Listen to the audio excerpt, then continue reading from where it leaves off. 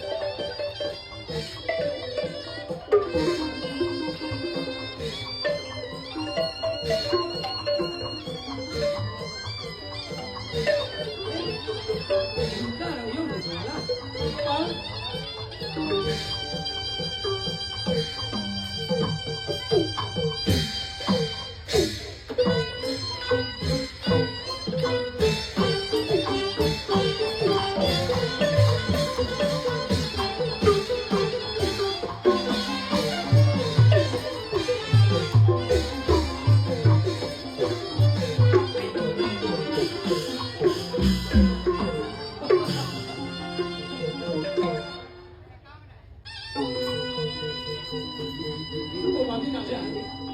စုကောတယောက်တည်းဘာတွေလူးနေလဲ အခုပတ်စံပြောက်ကြလို့လိုက်လူပတ်စံပြန်ကြတာအော်မဟုတ်လေမင်းသားအလဲမှာအကားချအောင်ဘယ်လိုဆွဲပေါ်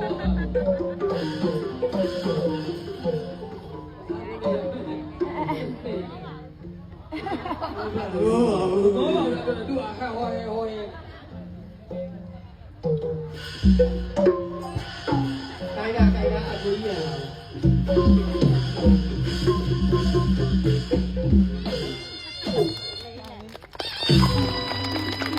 ဘယ်လိုများထူးထူးခြားခြားကြာမလဲပြီးတော့ဘုလို့ကြည့်နေတာတော့ထူးမဲတောင်းချင်တယ်ပြီးတော့